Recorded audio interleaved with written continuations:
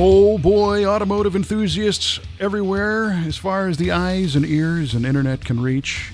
It's that time again. Yes, another Clinquent episode of V8 Radio, Kevin. Clinquent? Clinquent, it means glittering with gold and silver. Holy mackerel, it couldn't be farther from the truth, but I love it. Clinquent. Yeah, man. It's got the back half of delinquent, which is interesting. It does.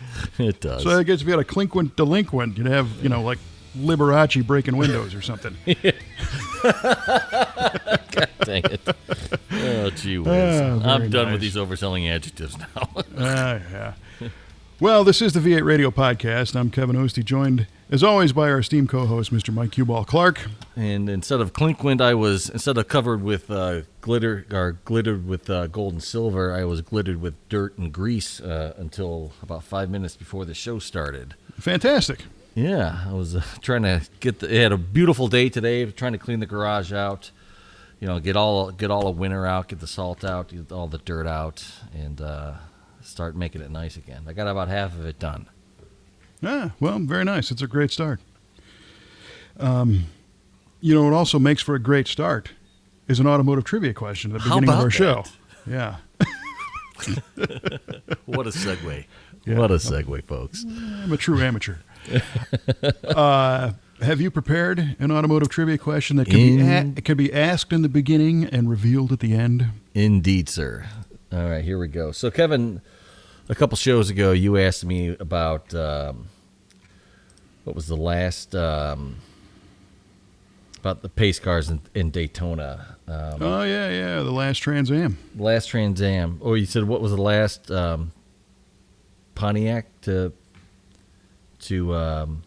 pace the Daytona 500, I think. But I said the Grand Prix, and the significance was it was the first front-wheel drive to pace Daytona. And, of course, that was incorrect. But, Kevin, I'm going to ask you, what was the first front-wheel drive car to pace the Daytona 500?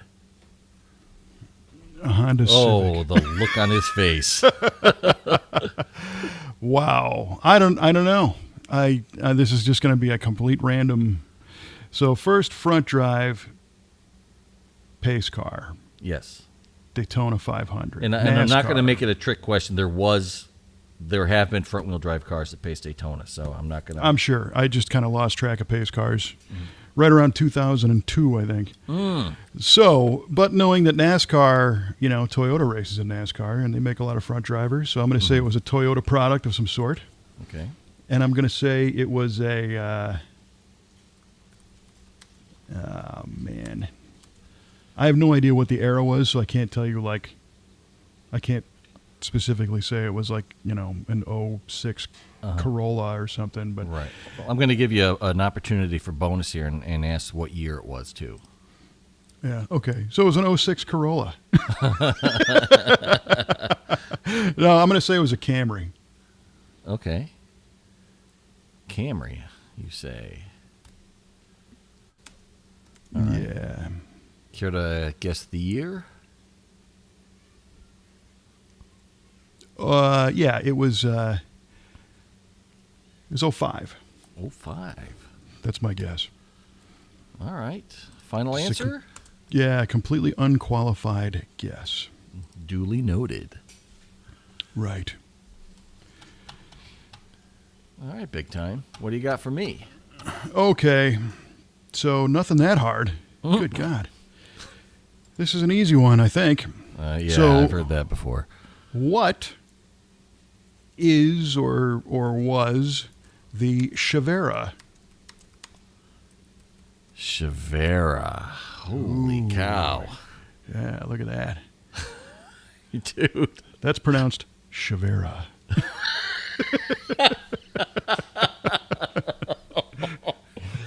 Okay. All right, the Chevera. What is the Chevera? That was the question. That is the question. Okay. Oh my gosh, dude. And I don't know, is or was, because it still it or they may still exist. So what is works. Okay. A little bit of a time clue in that, maybe. But I'm not asking for time or year. Bonus if you get the year. Thank you. Good Lord. All right, a Chevera. I mean, Chevelle comes into mind because just from hearing Chevera. Oh, I guess the Chev. The Chevere. Cheva. Oh, yeah. Okay. Come on, Michael. Get it together. Sound it out. Yeah. Use your words.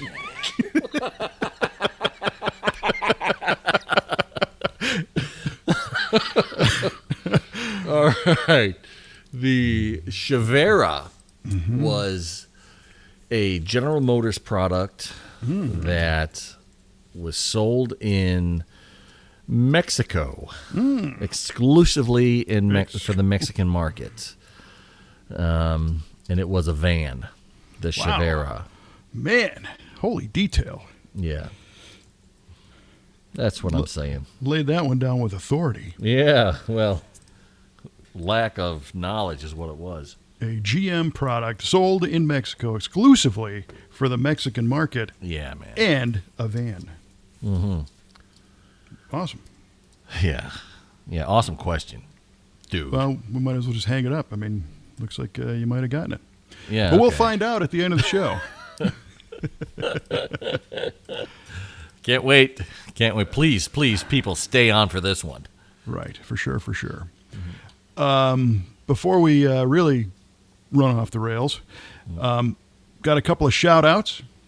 We do have a couple of shout-outs. You want to hit this one? I got one. Yeah. Mr. Kenny Grengrich. I think it's Gregorich. Gregorich. Yeah. Sorry about that. Mr. Gregorich showered us with nice compliments, and we appreciate that. It was very nice of him. And he said, hey, thanks for being an advocate for pawn shops. Our last episode, as you know, being a repeat listener, we discussed buying cool stuff at pawn shops on the cheap. Kenny mentions that his family has had a pawn shop since 1974, and it's what pays for his Pontiac obsession. Right so on. the money generated goes to good cause. Yeah, it does. And he sent a picture of a beautiful, right in front of his pawn shop, a beautiful 73 Formula 400 4-speed and a 67 Firebird convertible with a 69 Trans Am hood on it. Which is awesome, and I've never seen that before. I haven't either. I was looking at this thing. I'm like, there's something going on with this car. Then I finally put all the pieces together. I'm like, that is super dope. I mean, it's fantastic. I mean, they're beautiful cars. So thanks for sharing that, Kenny. Yeah, it was very cool. Mm-hmm. And we appreciate the kind words. I got another one that came as a message through the Facebooks, and it's from a guy named Tom Boyle. And Tom is a guy that I kind of ancillary grew up with. He's a few years older than I am. Uh-huh.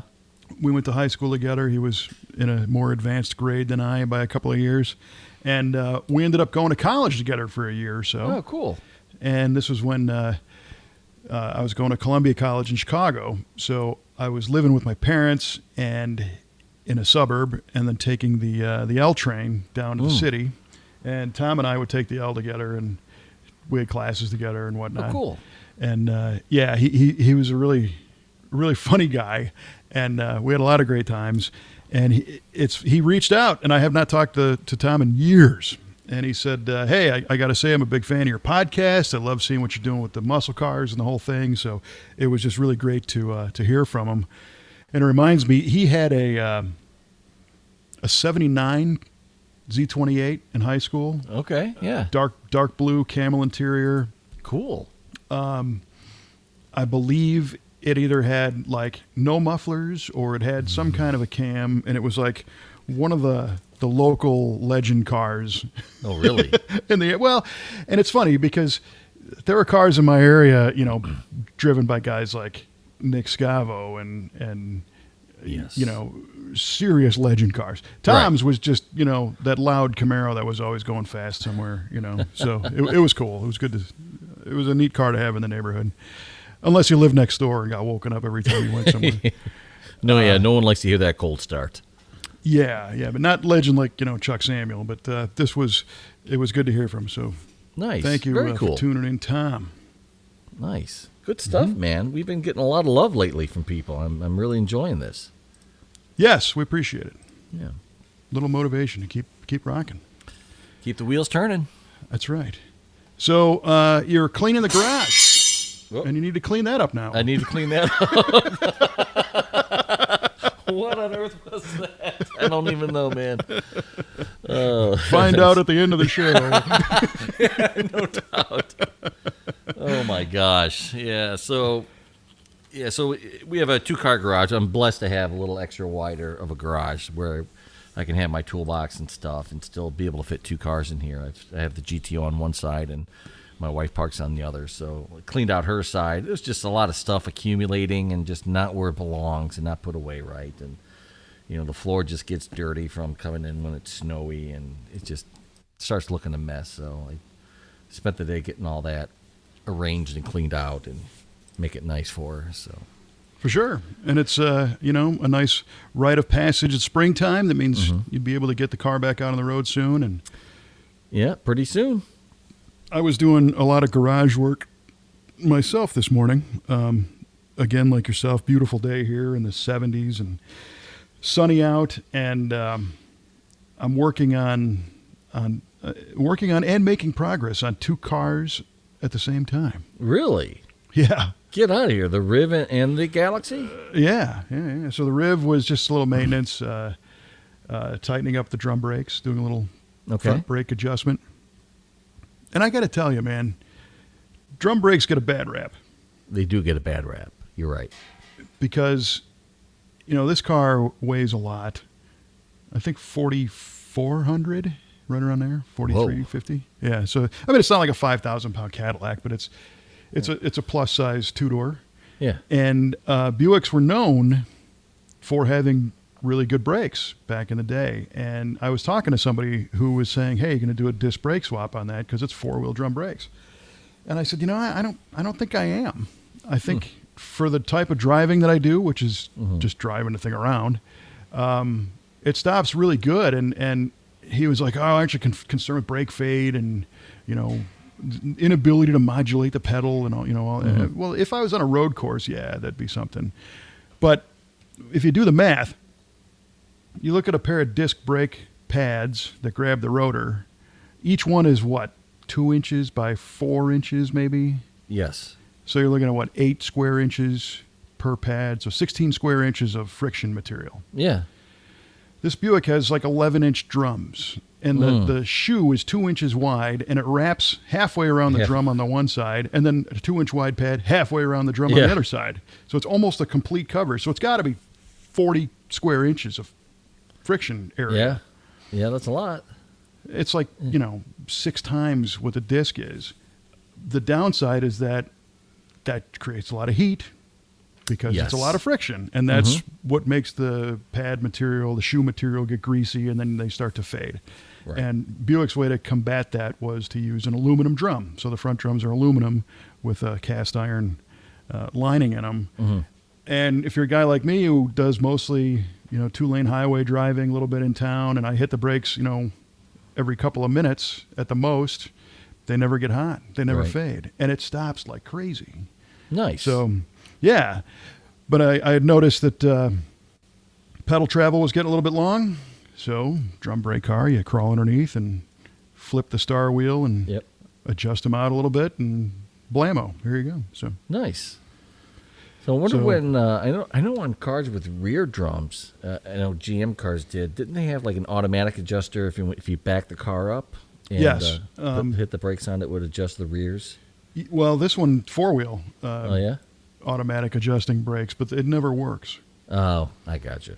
It just, and what I like to do, the old rule of thumb, according to the manuals from the day, are you jack the thing up and you give the pads enough friction to where they're just barely touching the inside of the drum, and you spin the wheel, and it should just kind of go one rotation.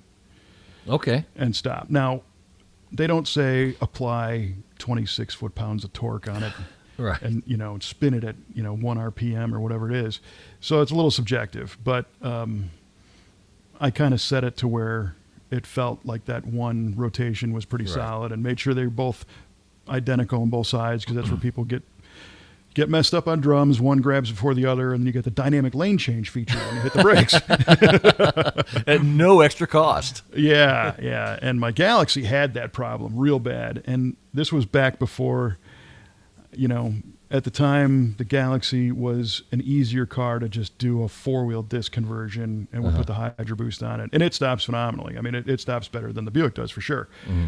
But the Buick's not far behind with four-wheel original style drums. And, not to say it couldn't be improved, but to make a long story long, it's driving well, stopping well, so that's all good.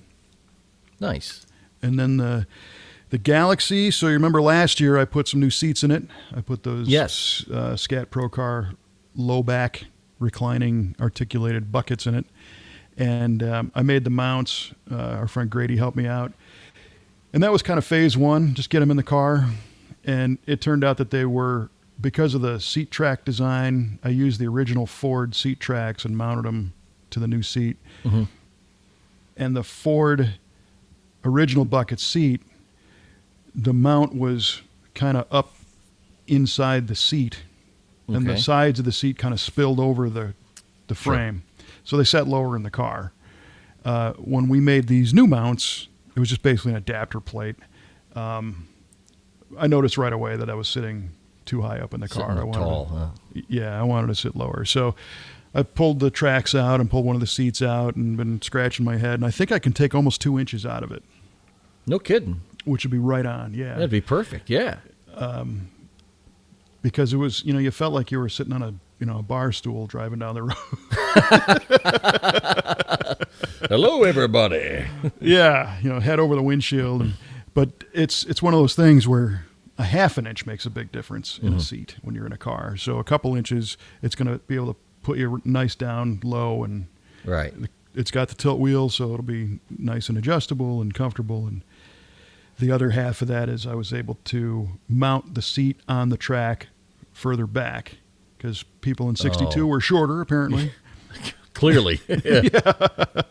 So more leg room and all that. So I got the design kind of sussed out. I'm going to take them down to the shop and cut, chop, weld, and put it back together, and that thing should be dialed.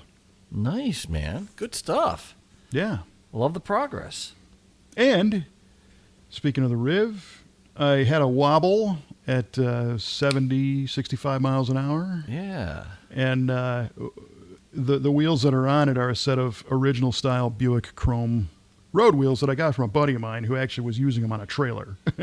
Oh, boy. So they were rusty and kind of banged up. And he's like, I don't know if these are straight, but, you can have them. So he gave them to me, which was wonderful. And I've been looking for a better set because 2 of them are bent pretty bad. And that was the wobble.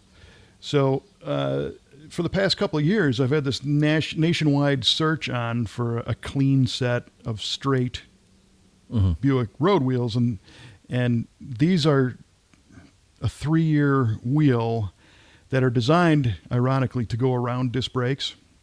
Okay. They're a bigger opening inside, but it's only a 15x6. It's not a big wide wheel. Yeah. Okay. And every time I'd find a nice set, they would be snapped up like instantly, or the guy wouldn't ship them from the other side of the country, or that kind of thing. Well, it turns out that a guy who has a shop in Redbud, Illinois, where our shop is, right around the corner, a guy named Clay, I've known him for years, he's a good guy. He posts an ad on the Facebook Marketplace for a set of 4 Buick chrome road wheels off a 66 Riv that he had. And he wanted a couple $100 for them, and I'm like, heck yeah. So I called him up. He said, I'll send him over. So one of his people comes and drops him off, and she said, yeah, he said, how about 5 wheels for $100? Well, I don't know. So that was really cool. I owe Clay a beverage for that one. And the process right now, I put them on our wheel balancer to slowly spin them and just see if they were bent or not. Yeah. And I think I need 2, and 2 of them are really nice. A little bit rusty, but not mangled. So as I speak right now, I've got one of them soaking in a 5-gallon bucket of Evapo-Rust. Oh, very nice. To de-rust the backside of the wheel. And I only have enough of the evaporust chemical to do like half a wheel at a time. Oh, I really? Gotta clock it every day. Nice. Rotate it in the bucket. But it beats, grinding on it or messing with it. It's just doing Yeah. its own thing. And then I'll polish up the chrome and repaint the black and then mount them up and balance, and hopefully it takes care of the little shimmy. No, they should look dynamite when you're done.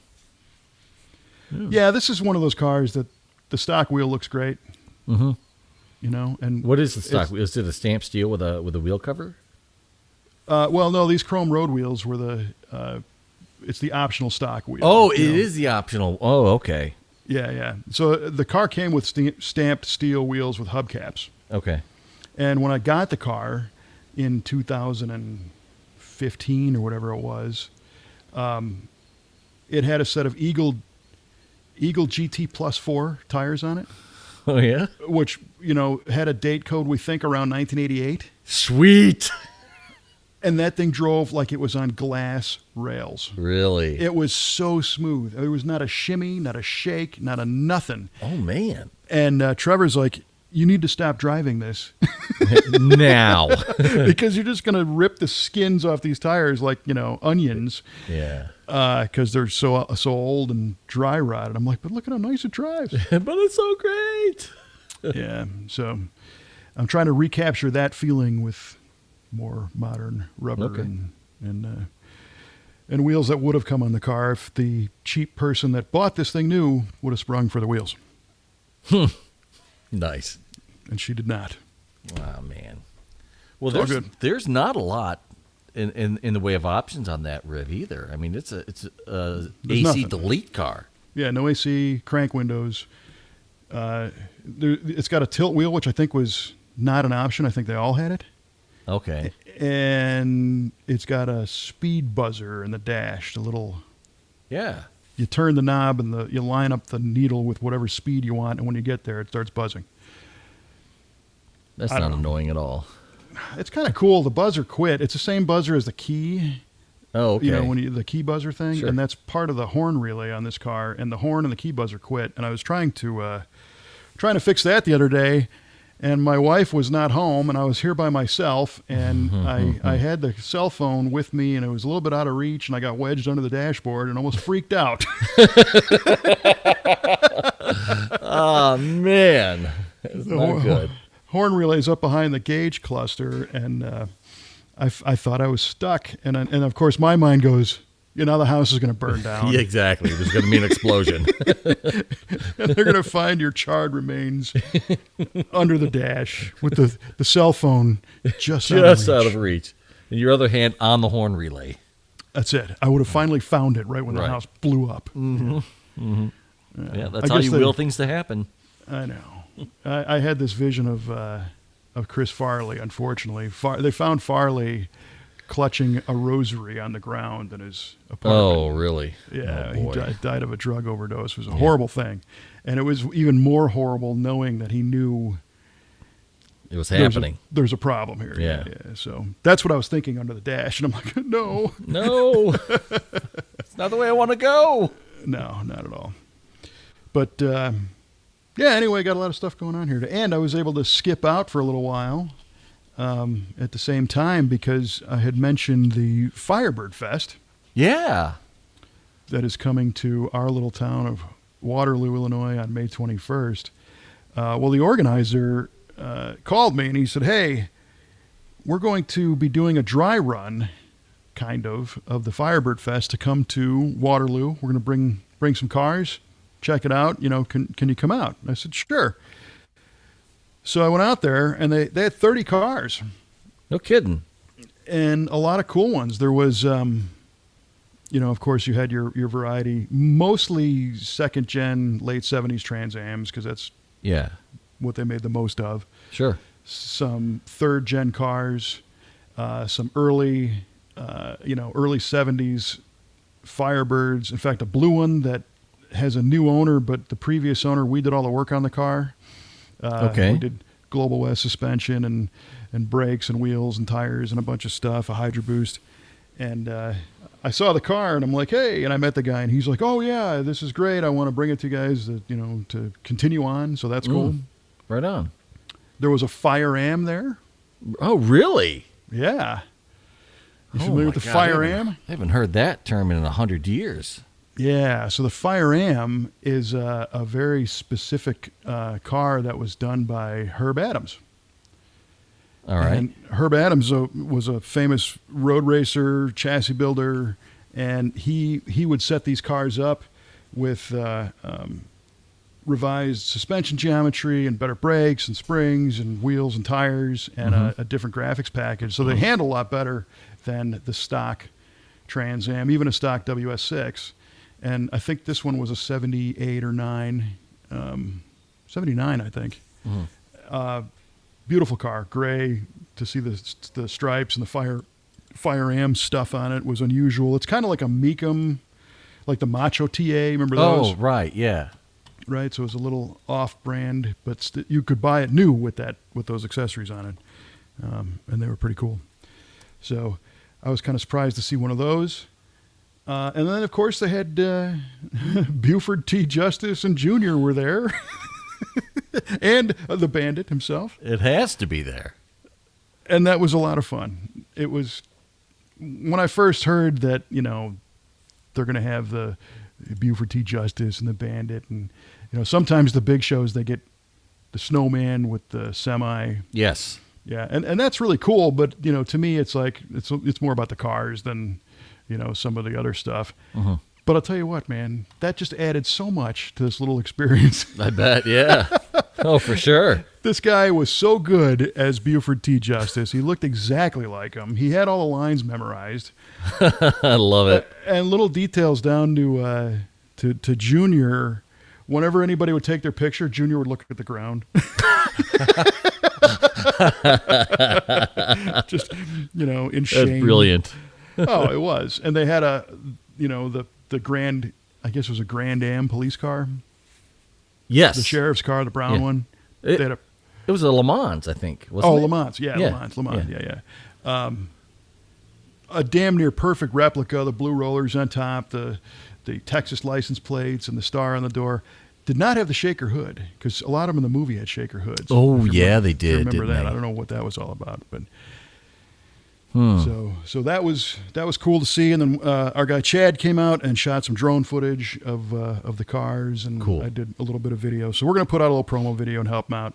Nice. And and so Rod, who's the organizer, came up to me and he said, "Hey, we did some flyers. If you don't mind, helping us hand them out to get some interest, because they got 167 cars signed up already. Terrific. They're looking to bring a couple hundred." And I said, "Sure, yeah, no problem." And I read the flyer, and at the top it says "Hosted by the Waterloo Optimist Club," which is true, and by VATV personality Kevin Ostie. So, Hey. I'm glad they asked. well, if you're on the flyer, you're doing it, So that was kind of funny, and it's great. I'm happy to help them out.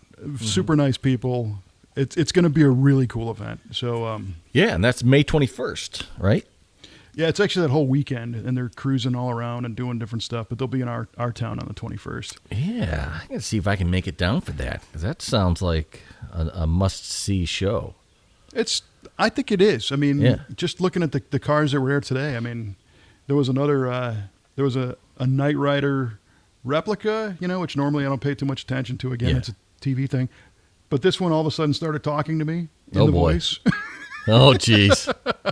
That's kind of cool, actually. Yeah. So this event is, it's going to be for a charity called Kids Rock Cancer, which I knew nothing about. There's only a couple of medical institutions in the country that do this, but they treat cancer with kids and music. They play music. They teach them how to play instruments. And it apparently helps their mental state, which helps them heal. And Sure. yeah, I'm all about that. That's fantastic. It is. It's pretty cool. Yeah, man. Huh. I never would have thought, I would never would have put those two together, but I love the concept. Yeah. I mean, you got to be in a good mental state to try to, heal completely. Right. So, And that's the hardest thing, when you feel like crap and you got a scary diagnosis. yeah. You go into that fear mode, and all of a sudden everything hurts just because you're stressing yourself out and all that. And if you can release that with, with music, I think that's pretty cool. So I'm going to learn more about that because I don't know very much about that organization or the process, but it sounds interesting. Good deal. Well, good. I mean, that sounds like a worthy and worthwhile cause. It is. So when I was leaving the event today, I drove the Riv and I had it parked in the town square. And today for the dry run, everybody went to City Hall, and the City Hall completely cleared out all the police cars from the parking lot, and everybody parked there, and it was kind of nice. And I was there probably about 2 hours, and I'm walking back to the other side of the town square where my car was. I couldn't see it from City Hall. I mean, it's about 3 blocks away.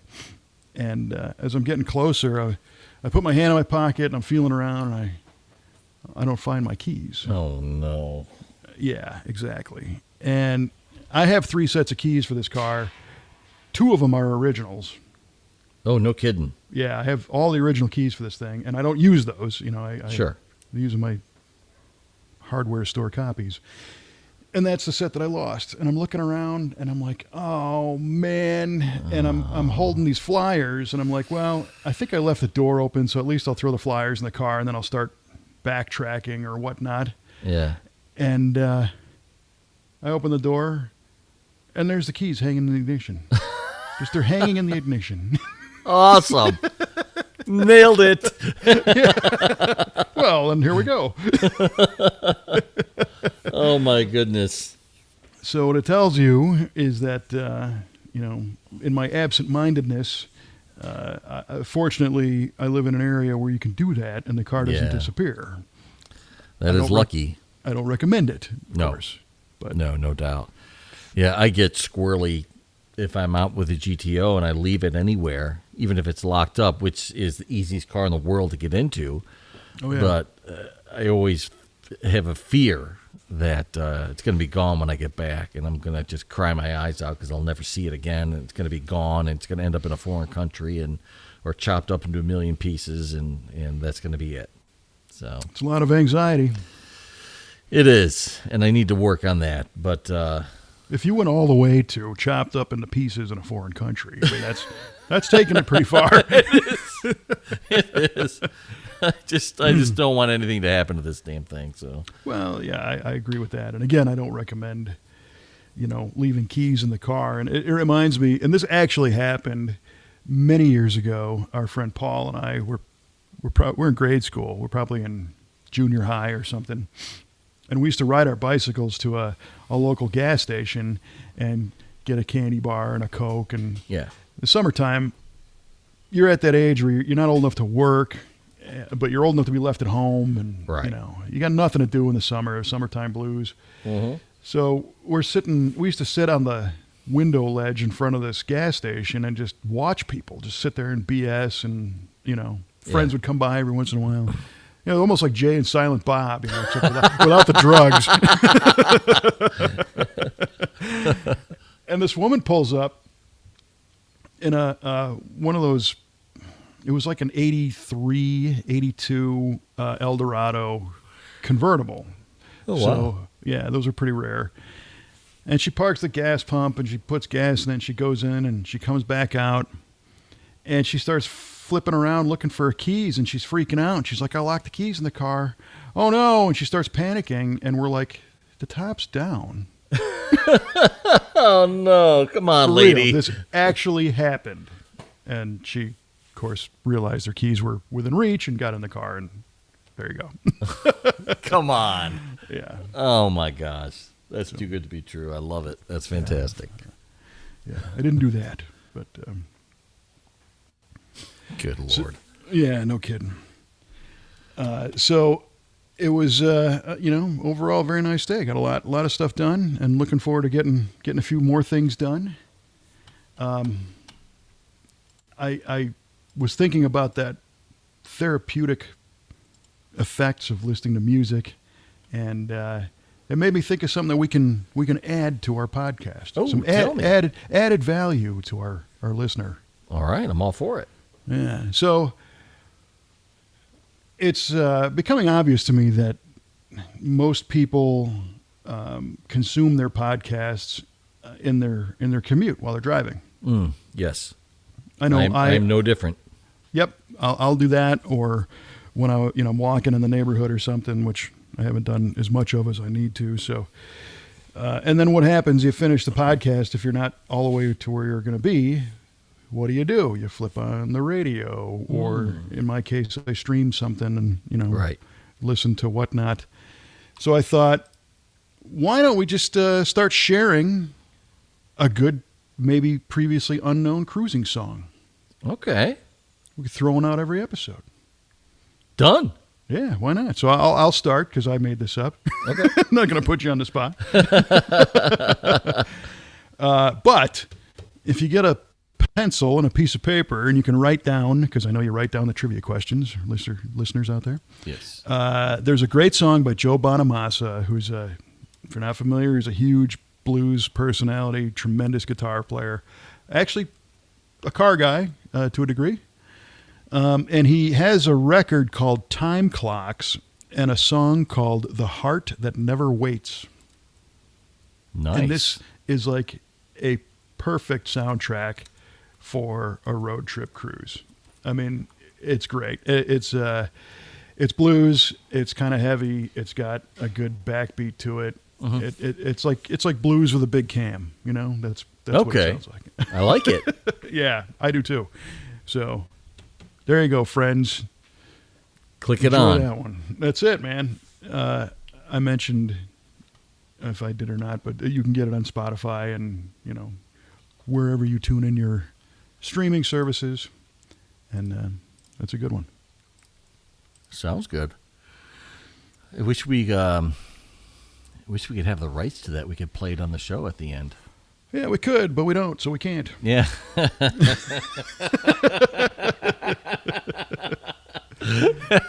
And just like that, good time's gone. Low budget operation here, Right. We'd be playing a lot more. This would just be a music show if we had that Right, man. opportunity, I think. And we did the music show a long time ago, and I think we might be able to do that again. And for those who haven't heard that, the strategy was because we did not have the rights. You and I talked about, I think we came up with, 10 songs apiece?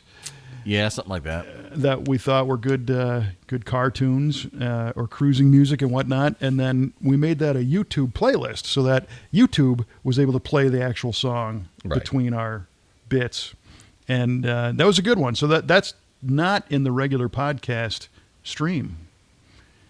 That's not on iTunes, and it's not anywhere else. It's only on YouTube. Oh. Because it's that playlist. Because it's that playlist. That's right. That's right. So, and I think that's actually on the V8 TV channel. So if you go to YouTube, look up V8 TV, go to playlists, and you'll find the V8 Radio music show, and you can tune that one in. It's worth it. And we should maybe do another one of those too. I'd be down for that. Yeah. Absolutely. Yeah, that was a lot of fun. Yeah, it was. It was. I don't know. I guess, working in the garage, I'm always listening to something. And this past week, actually yesterday, I went down a little bit of a rabbit hole because I stumbled across a recording from a guy who was on the radio in Chicago in the 90s. I'm sure you remember Kevin Matthews. Yeah. So absolutely, yeah. Great guy. Yeah, anybody in the Chicago area, the Midwest, that listened to stuff in the 90s was familiar with Kevin Matthews. WLUP was the radio station. They launched an AM station, AM 1000, and it was Jonathan Brandmeier and Buzz Killman in the morning, and then Kevin Matthews at midday, Steve Dahl and Gary Meyer in the afternoon. An event at one point, it was a guy named Ed Till at night. And it was things that, a lot of inside Chicago jokes, and, Right. Kevin Matthews was basically insane. He's one of these people that could do, 10 different voices, talking to each other at the same time, having different conversations at different you believe levels. it. Yeah. Oh, yeah. It sounds, one was here and one was over here, and they're back and forth. And Jim Shorts was his sports guy, and he made fun of another Chicago personality named Ed Schwartz, and just awesome at impersonations and whatnot. And back in those days, man, I spent a lot of time listening to that, at work and in the car, and it was a station that you could listen to morning to night. They had dynamite talent the whole time. And Matthews recently kind of articulated what happened, because it all came apart. And Steve Dahl and Gary Meyer have a podcast now. Brandmeier does an occasional podcast. Kevin Matthews is not doing anything on radio. He's in Michigan, where he's from. And essentially it was satellite radio. Really? Well, and the way satellite killed terrestrial talk personality-based radio is that now you had the option to listen to 100 different channels with no commercials. Yep. And people just tuned out. And the advertisers tuned out. And these cats were expensive to keep on the air. These are high-level talent. Right. Yeah. And the same thing happened in New York and in L.A. and the syndicated shows. And now, what was I saying? Now we listen to Spotify in the car. Yeah. I don't remember the last time I listened to terrestrial radio. I always have something streaming, because I have a playlist on either Apple Podcasts or Apple Music or Spotify, and if I'm not listening to a podcast, I'll tune into a music list that I have going. So yeah, and so in a very strange way. So back in those days, I was in college, and I did some work in radio, and I really enjoyed it, and I wasn't good enough to make any money at it, but the concept of being at that level was like, every guy's dream that right. was in broadcast of any kind. And as we say this, it dawns on me that you and I have replaced Kevin Matthews in people's cars. Oh, man. Just without the talent or the millions of dollars that went along with it. Oh, what a world we live in. Holy cow. I know. It's crazy. We are the new John Records Landecker. Oh, man. He's another one. That guy is insane. There's so John Records Landecker was an AM music DJ, from the AM Gold era, the 70s and 80s. After the 60s, I guess the 60s was the AM Gold. But you get bored, jump on YouTube, and there's an interview with John Records Landecker where he's on the air at WLS in Chicago. And somebody's talking to him, and he's firing off the commercials and reading his bits and doing all this stuff, and then he just leans over and talks to this guy back and forth, real time, without missing a beat. Yeah. He's so signaling sharp. The engineer and doing stuff on his console. It's crazy. Yeah. That's a high level of function to be able to do that. Yeah, for sure. Yeah. I mean, I can't walk and chew gum at the same time, and this guy is just firing things off and having an interview and running the whole show and without, like you said, without skipping a beat. It's crazy. Yeah, and he's smoking in the studio in the old days. Yeah. Yeah, so it's interesting to see how far it's come. And, both. So my Riviera has an AM radio from the factory with a dash speaker. My Galaxy had an AM with a front and rear speaker, a single in the back seat. Fancy. Like similar to the Impalas and stuff like that. But I can't help but think, back in the 60s, the Galaxy was built in California, and who was on the air then that they were listening to? Wolfman Jack, or who was it screaming through that little speaker right there at one point? Yeah, that's cool, man. It's cool to think about that. It kind of is. Yeah. Yeah, that car was there for it. It was. This car was there through a lot of stuff. I mean, it was born in June 25th, 62. Holy mackerel, it's got an anniversary birthday coming up. Yeah. Holy cow. 62 to 22. Yeah. It's 60 years. Jeez. That's nuts, man. These cars are this old. I am not going to look that good at 60. No, man. I don't look that good at 52. Yeah, right. Exactly. So it was built after the Cuban Missile Crisis, I think, in some of the early 60s. Right. Cold War nonsense. Mm-hmm. But crazy to think that this car is still sitting here, and today, thanks to the stuff going on in Northern Europe, here comes the the threat of the Russians and communism all over again. Yeah, good Lord. Mm-hmm. That is nuts what's happening right now. And I guess, for us, I'm not one to get into politics, but we're obviously seeing it at the pump. And Yep. you and I were complaining about those gas prices a little while ago. And hopefully that doesn't, put the big kibosh on a lot of these automotive events, because people have been dying to get out on the road and go do stuff. And now if it's like, if it costs you double to go down the road in your old car, I hope that doesn't. Yeah, I hope it not either. And I can't help but think that it will. I mean, I'll probably not drive my GTO as much if it's going to cost me, $80, $90 to fill it.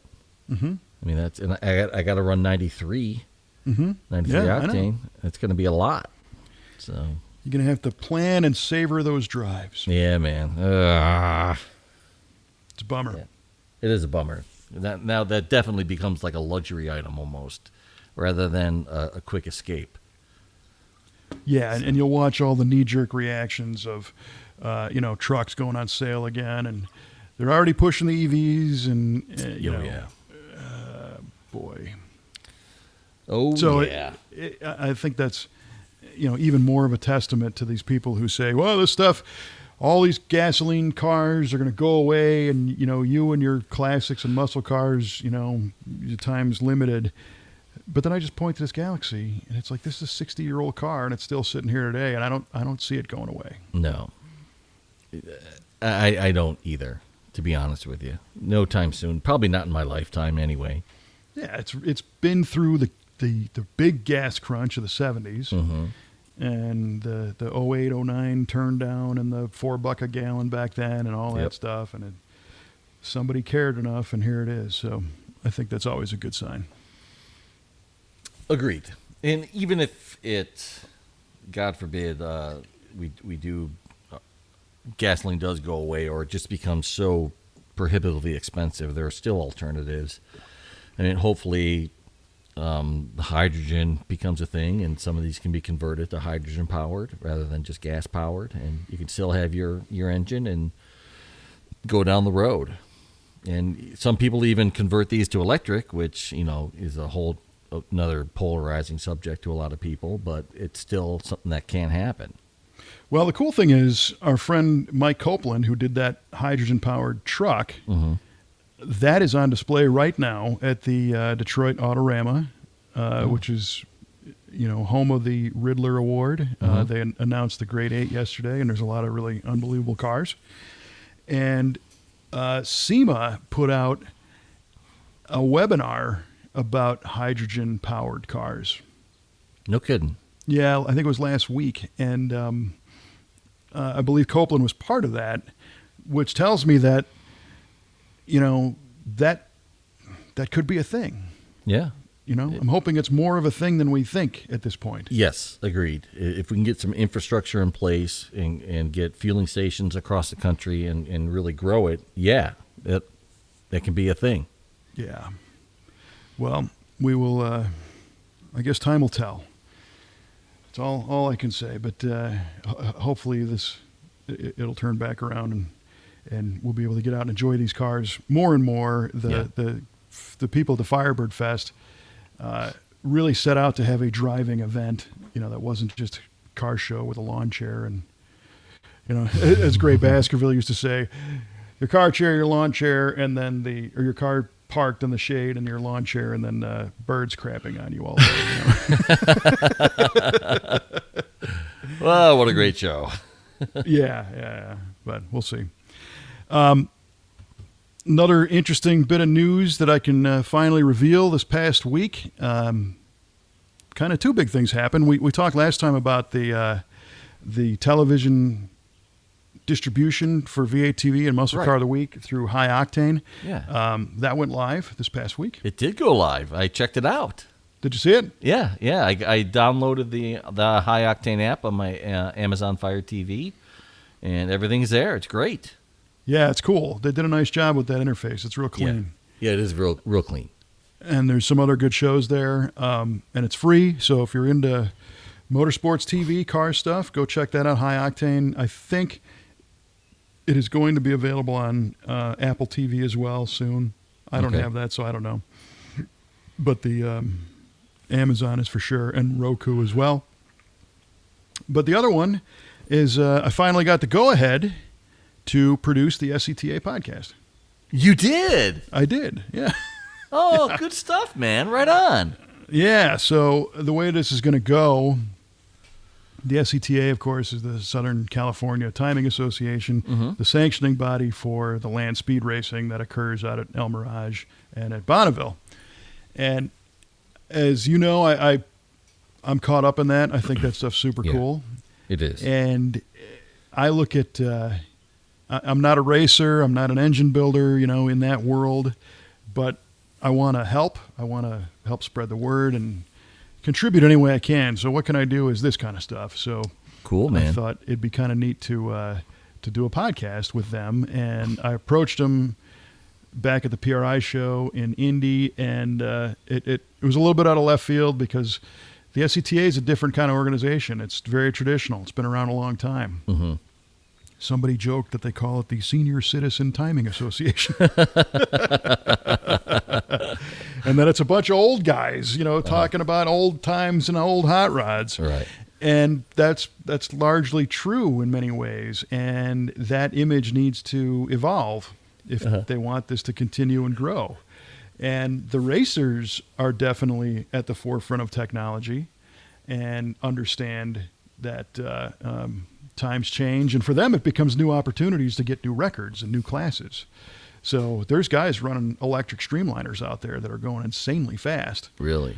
Oh, yeah. 350 some miles an hour already. Oof. Yeah. And it doesn't make any noise. It's just, and it's gone. So, but the organization itself, I think, was a little bit on the conservative side. And after some conversations back and forth, we kind of figured out a way to do this. So I have the blessing to do the Bonneville podcast from the SCTA, which is great. Mm-hmm.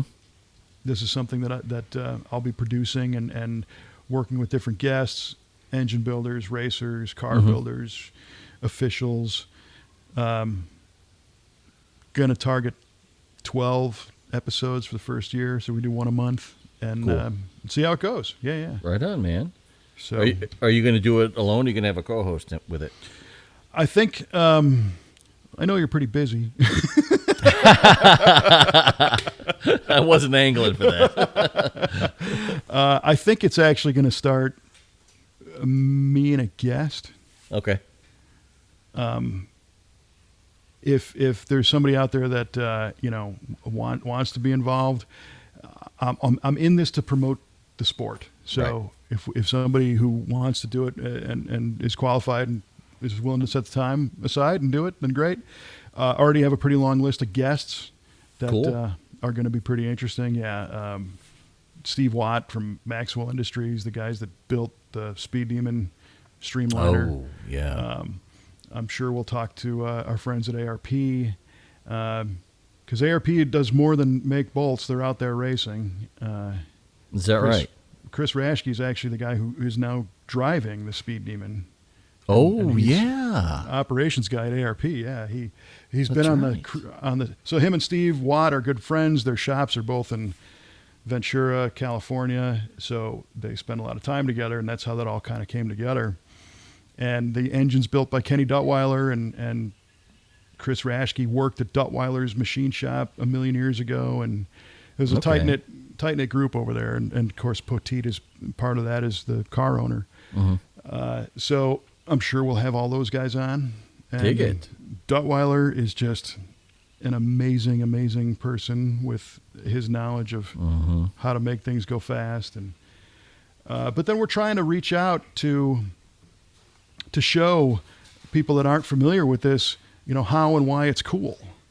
Because the problem with land speed racing is that you can't identify with it unless you're doing it.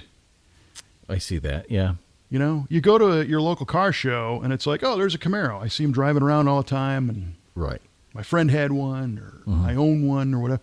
Oh yeah, there's a 500-mile-an-hour Streamliner. Who's got one of those? Nobody. Nobody. I've never seen one move. Never, I've seen a video on TV maybe.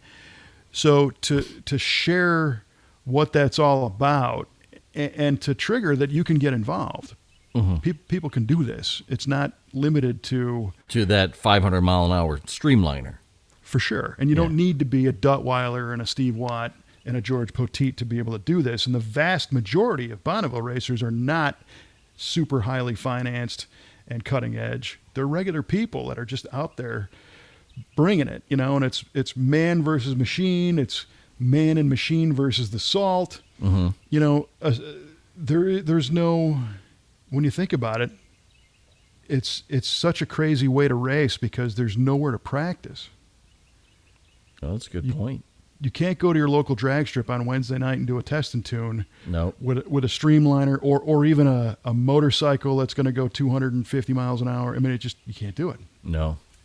So you have to get your stuff together at home. At the race. And then when it gets there, it has to stay together. Right. And you're going to have problems, so you got to figure it out, which means you need a good team. And that to me is where all the fascination is how these guys are able to do all this. And I use the term guys and gals, right. Equally. So if we can share that that compelling storyline and the draw of what it's like to be involved at that level of teamwork, again, with no corporate sponsorship whatsoever. It's all low buck, old school, run what you brung. It's got to be safe, right. and here you go. So it's the essence of hot rodding in many ways. Plus the fact that it is the essence of hot rodding. It's got 80 years of history. I mean, it's for sure. To echo back on what you said about how anybody can do this, it's not relegated to just those super fast vehicles. We had you asked a trivia question on this show about what was the slowest speed record attained at Bonneville. What was it, like 90 miles an hour? Or no, it was like 50. 29, I think. Or yeah, something it was like like a 50 cc something. No, it was the Omega class, which is this. It's a class of propulsion that doesn't fit any engine, or you can use rubber bands and a fan. I mean, really, anything you want basically to propel this thing. And of course, some of these things aren't going to go very fast. So, right. So, there's all that. And don't get me wrong, if you are into the technology, that's where you're going to find it too, because the use of exotic materials and high strength steel and titanium and carbon and engine management to be able to go 5 miles at hammer down under full boost, that takes a special engine, a special way to build it, and a special way to tune it, and of course drive the thing.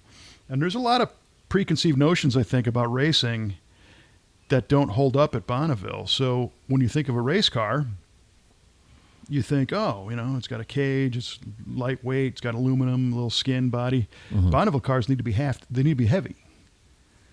They need to be stable. They need to have traction. So these things are 3,000, 4,000, 5,000 pounds.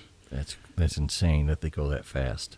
Yeah, and there's ballast on them that they move around and all this stuff. So if you don't know anything about it, and you do know about drag racing, or about NASCAR or whatever, be prepared to throw most of that out the window and learn a whole new thing, which is another part of why that's fascinating. Because if you grew up watching NHRA your whole life and you're to the point where it's like, I've seen Pro Stock, I've seen Top Fuel and it's cool, but, and you're looking for something interesting to get into, you need to check this out because it's all different. And for sure. I mean, a huge range of classes that you can look at. I mean, my God. Every pit's different, the guy next to you, and there's the camaraderie of everybody working together to help each other, set records and do all that fun stuff. So hopefully within the next month, we'll get the first episode out. It's going to be called Bonneville Up to Speed. Okay, cool. Look for it on all your podcast platforms, people. That's right. Yeah. Subscribe to that one, and we'll see how it goes. It should be fun. I'm looking forward to learning a lot about that world through Sure. this. Likewise. Yeah. Yeah. I'll subscribe. I'll actually listen. Hey, Hey, while driving. while driving. Not Take that, trying Kevin Matthews. Yeah, not setting a speed record though. Yeah, no. Just got to conserve that fuel. No doubt. Holy cow. Yeah, well, we need to end on a high note. So let's reveal the answers to our trivia question. Let's do that, man. All right, Kev. I asked you. Let me find my notes here. What was the first front-wheel drive car to pace the Daytona 500? And for the bonus, I asked what year. And you said an 05 Camry, Mr. Cue Ball. All right. Unfortunately, that's not correct. I figured. The correct answer is a 1988 Grand Prix. An 88 Grand Prix. 88 Oh, yeah, Grand Prix. yeah. The very first of that new style. Yeah. Pace the Daytona. Makes perfect sense. Yeah. Those Yeah, that's- cars, those were cool. In fact, I knew a guy who had one. And this is an interesting way to look at Pontiac's marketing because the new Grand Prix that came out Yeah. was front drive. It looked like a rear drive car. It was a cool looking car. It had Yeah. good proportions, long nose, short deck, Yes. A hard top style. I mean, it was cool. And the guy that I knew that had one, believe it or not, said he bought it brand new because he got behind the wheel and he felt the shifter and it reminded him of his 67 GTO. Get out of town. That's killer. Yeah, it was. Love it.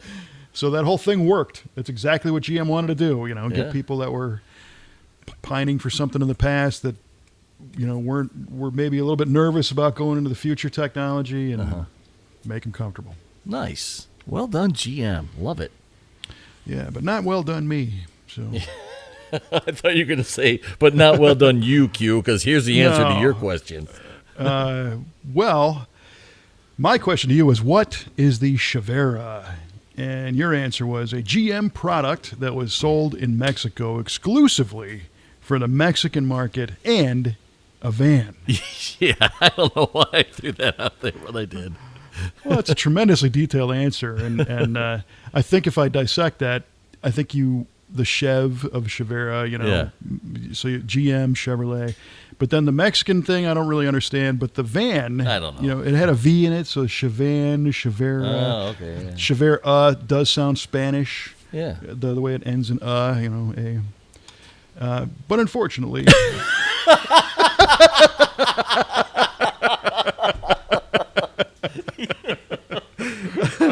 Led me right through the chute just to put the bullet in my head right there. There it is. no, I'm giving credit where it's due, man. It was a good answer. It was a negatively correct answer. Another negative win here. Right. The Chevera was possibly the first pro touring car. In fact, it was a Chevrolet Camaro built by, you guessed it, Herb Adams. Yeah. Ah, jeez. It was the Chevrolet equivalent of the Fire Am Trans Am that we weaved into the show. High performance suspension and whatnot. The name was a poke at the Porsche Carrera. It was the Chevera Oh, jeez. because it was Herb, a come on. road racing Chevrolet. So Boo.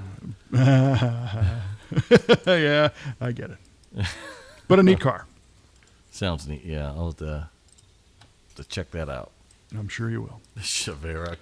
I was way off. Yeah, a Chevrolet that eats Porsches Yeah. or a Mexican van, Mexican van. Sounds right. Let's go with that one. Nailed it. Made sense. Yeah. Very cool. All right, well, man, we covered a lot of ground on this show. Yeah, man. I hope you have continuing success cleaning the garage. Thank you very much. I'll probably get right back at it. Ugh. Jump on your streamer and look up Joe Bonamassa. The album is Time Clocks, The Heart That Never Waits. I said it's a cruising song, but it'd be a good garage song as well. All right, cool. We'll check it out. There you go. And to everybody else, we appreciate you tuning in once again. Always love that positive feedback that we've been getting. Thank you so much for that. Be sure to subscribe on the Apple thing or the Spotify thing or all the rest of them. That way you won't miss anything from V8 Radio, because I know you don't want to miss it. No, never. Yeah, me neither. All right, my man. That's about all I got for today. Right on, Buzz. All I got. Then we will remind everybody to, find the cheapest gas you can for your Mexican van, and we'll talk to you next time on V8 Radio.